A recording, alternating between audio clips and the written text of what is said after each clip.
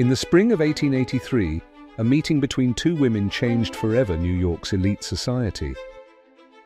I pray this token of my respect for you is kept in strict confidence until our association is officially announced. I woke this morning with sunlight streaming into my bedroom. The light made a fragrance of colors from the tapestry of my floor. I picked the pattern with a designer whose origin the tapestry came from. I would not do any less than you, Mrs. Astor. You and you alone have set the course in our orbit to follow. We are rich. Our husbands have amassed wealth by their sweat and blood for us to live above like Olympus, guiding those below.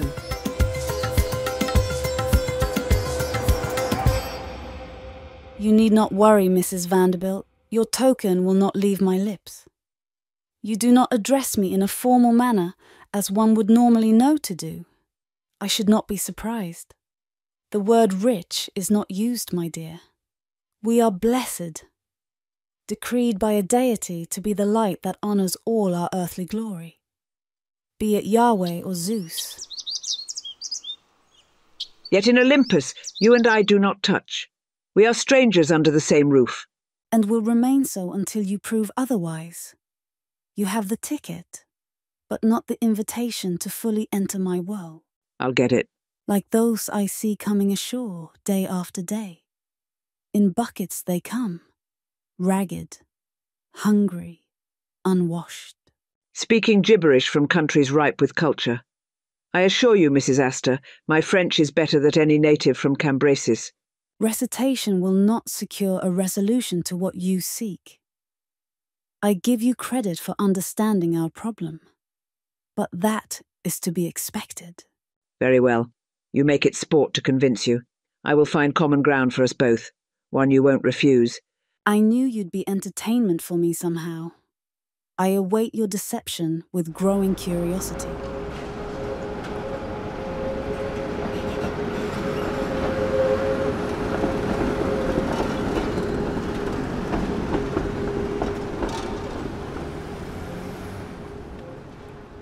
What you doing, Colleen? Homework before I go to the factory. My lessons end at noon, and I'll catch the streetcar to the factory in time for my shift. You slept late from finishing those clothes being picked up from the wash. You have your breakfast? Bacon and eggs with black coffee. Left you a plate on the stove. My Lord love you. You're a blessing from the angels this morning. You gave me life, and I'm in your debt forever. My pleasure. Lessons isn't mischief, Mother. If anything, I stay more awake than I do with my hands dumped in pig fat or my face covered over a vat of lye. What mischief that school get you doing this time? You got 1 yard of rope to tie a bundle of wood planks to go in each of the 3 rows set for pickup. If the foreman asks for 15 bundles to be made and divided for each row, how much rope will you need, and how many bundles do you put in each row? What's the calculation you're doing now?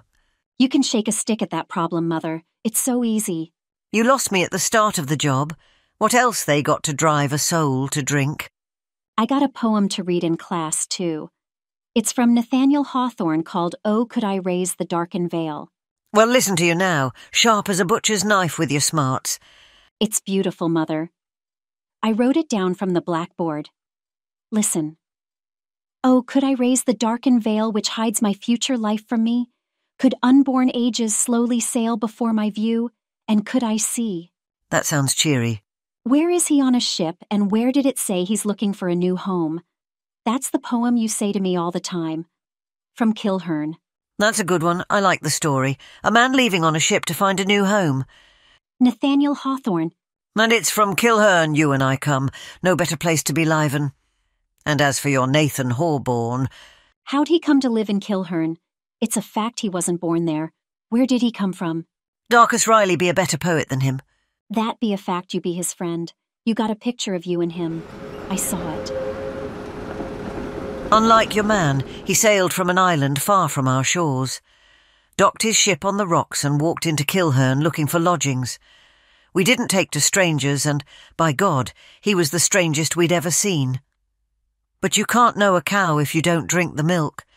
So we drank his and made a friend for life and turned out to be a poet, without a drink of whiskey for encouragement. You got it hidden under your rosary box on the dresser. He's dark, Mother. He's a dark man. What made you take up with him? He was a good-looking man, Colleen Downleany, and your father would fight any man in the village who'd say a bad word about him. The two of them fished on the cove most days with a pint between them. He loved my cooking, and I loved his poetry. Men in Kilhern don't see much of women thinking about anything but washing, cooking, and having babies. Darkus saw something in me. I got my spine from him. So, when you look deep into my eyes, when you unnerve me for something you do that is questionable, that flash of fire you see burning inside these peepers was stoked by his fire for me. There's more to being Irish than a wink and a laugh if you're a woman. There's courage. Now go ready yourself for work, and you need to empty the closet. Ah, fudge! I gotta go to school. You did your business when you got up, and you're going to leave it for me to throw away? Be thanking God you can do it inside a warm house than sharing with the whole building standing outside in the cold. Go on. Is Darkus Riley his real name? He's not Irish. His real name I couldn't pronounce, neither could anybody else. So we got his last name from the Rileys that's next door. Since he always said he was darker than all of us, we put that together for his first name. We made a whole new man.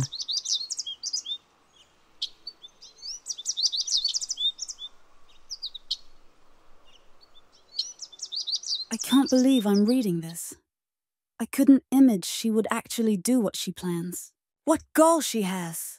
I see you received my letter. It was dropped this morning between my prayers and breakfast. I wouldn't stop doing either. And I'm questioning my reason for leaving a half-painted canvas to do it now. I took your word. You pleaded our association be in secret until it was decided I was satisfied with you. What better to make an announcement than in the newspapers? That's not the way it's done, Mrs. Vanderbilt. We don't announce ourselves like we're a circus coming to town. I've changed all of that. I had the reporters come into my home and instructed them to write what they saw. Everything that's hung from the ceilings, that decorates the walls, that graces the tables and draped across the floors. My house was theirs. I live in a palace just as you do. But I welcome the attention and the awes it gives to the people who can't live this way. My house is 6 blocks long. Yours is 7. I fancy a cathedral style, where you fancy a chateau. Your husband's railroads and steamships bought you your dwelling. Dead animal skins bought you yours. Now for your ball. Your food and drink? The finest in New York. Your entertainment? The orchestra from the Nocturne School of Music. The conductors from Vienna. The invitations? Now, if you devoted that attention to detail like you would a laundry list, your ball will be attended by a party of 1. Yourself. In costume. You should be receiving your invitation at the proper time. Oh, let's spoil the surprise and read it to you now. The honour of your presence is requested at the Vanderbilt Costume Ball to be given at 660 Fifth Avenue, March 26th at 8 p.m. The card is linen and the writing is gold leaf. I now know it won't be a disaster. Mr. Astor is vacillating between Napoleon Bonaparte or Henry VIII. I'll let you guess mine. Not much in guessing the rear end of a horse, my dear. Till then. Don't die before.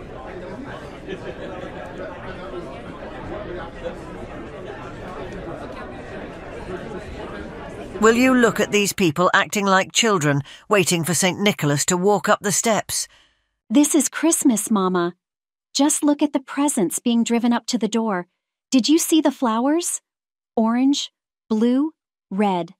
Some as tall as the top of your head and wide as you can stretch out your arms. Pause. Oh, look. A band is coming up now. Look at their instruments. Violins, trumpets, all gold and shiny. The delivery wagons are lined up like a funeral march. What in hell's bells is the butcher wagon doing here? He's delivering the food. Every rich person in the city will be here tonight. They got to eat. Well, good. You're getting yourself some air so you can calm your head. Let's move away from this hullabaloo. There's not a wedding or a funeral I've ever been that will best this ball. A real live fairy tale is going to happen in there, Mama, and I am going to see it. On your mind's eye, you'll see.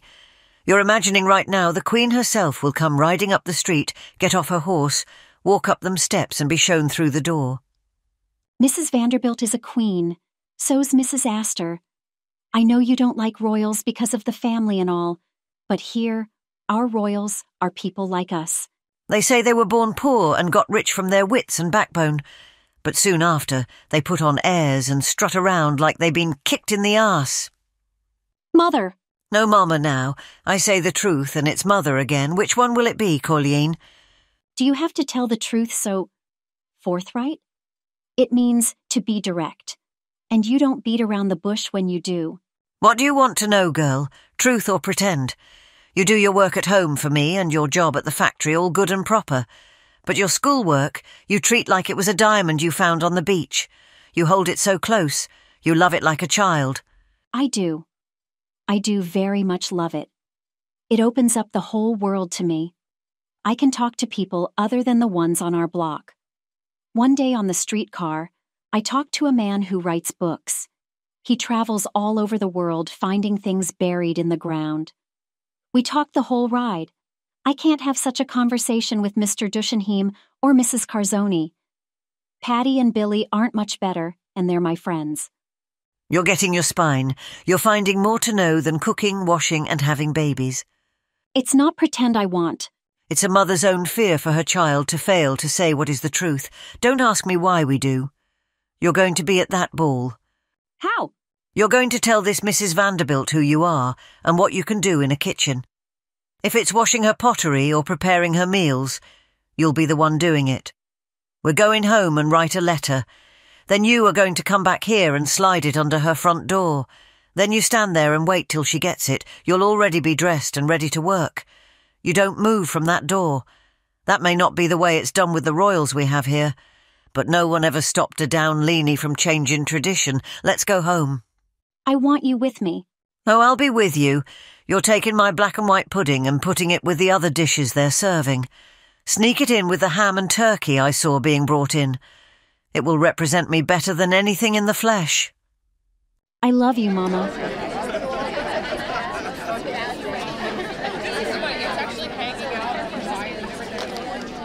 Est-ce que tu passes un bon moment? Mi sto divertendo moltissimo. Was that Italian you spoke? Was that French you spoke? Yes. Just look, Mrs. Astor, the 400th. Mingling and dancing like I've never seen them do before. Like they've gone to heaven. Who wouldn't feel this way? They're in costume representing most of the monarchies of Europe or the heroes of fables. Joan of Arc, Louis XIV, Puss in Boots. My mother-in-law is the Statue of Liberty. Her torch lights up by batteries. Who's Diablo? Miss Bessie Webb. Fitting she be a demon. Can be rather hell dealing with her at times. I must compliment you on your Mère Antoinette. And you as the Queen of Sheba. Won't Mr. Astor be concerned about your attention from the other males? I made him a promise we'd have a private meeting if he allowed me to wear it. Let them look all they want. This ball is a triumph. An absolute triumph. Your choice of food, flowers, music, even the wines. The wines, I must admit, are joyous. The blood of Christ. A close description. Just look at their faces.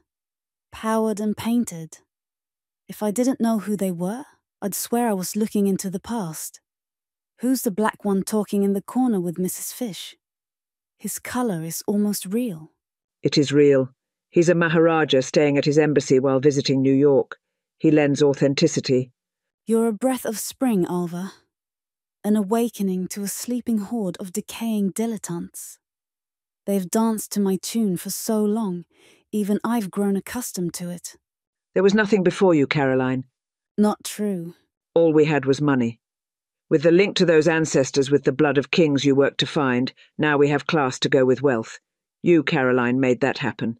If I listen to you any more, we'll be friends for life. It's time we go to dinner. Would I be out of place to make the announcement?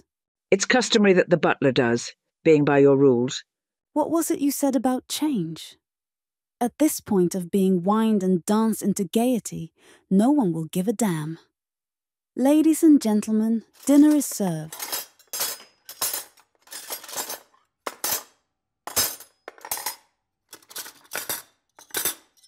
Ma'am. I heard noises and came in to see. The last of my guests have gone, and I was making sure none were rummaging inside my kitchen. Just finishing up the dishes and stowing away the food. There's plenty. Not nearly enough. I have none left in the dining hall. It's total empty. You're new to me. How did you come to be here? I applied for the job. Applied? No one applies for work in my home. You are recommended. What house have you served in? Ma'am, you're my first. I wrote you a letter asking I work the ball in your kitchen. You. It was your letter Jarvis nearly broke his neck to run and give to me. Is he all right? No, he didn't run, actually. And he didn't hurt himself. No one runs in my home ever. It's a figure of speech for the dramatic. Your letter was the talk of the servants' quarters. You read it. You're here, aren't you? You've been schooled, are you still? Yes, I go every day except Saturdays and Sundays. If you're not a servant, how do you live? I work at Mulberry's Soap Works. I make soap. Ah, that's why I smell lavender in the kitchen. I was sure there had been flowers in here. You're clean and you're intelligent. Good. May I continue in here so I can finish and go home, ma'am? Are you tired? No, ma'am. Am I boring you? Oh, no, you're not boring, mister. Then let me look at you for a moment. I don't converse with servants. You're making history. I've abandoned my costume so I can sit comfortably in a chair. Come sit with me at the table. The ball was wonderful, ma'am. Mrs. Vanderbilt. I love the sound of my name and love having others say it. What is yours? Colleen Downleany, Mrs. Vanderbilt. You're Irish, bonkers. Where's your red hair and freckles? I wasn't born with red hair and freckles. People are misinformed about that and Irish. Where do you hail from? Kilhern. You wouldn't know it. I'm from Mobile, Alabama. Know where that is? It's south. Born and raised on a plantation with my mother and father. Marsu and Parti, my nicknames for them. What do you call your parents? My father, I call Da. He's still in Kilhern. My mother, I call Mama. She's the best. She helped me write the letter. She's smart like you. So, you loved the ball. You had to spend all of your time in this kitchen. You weren't costumed, so you could not serve my guests. You would have spoiled the effect. I know. It was just enough that I was here.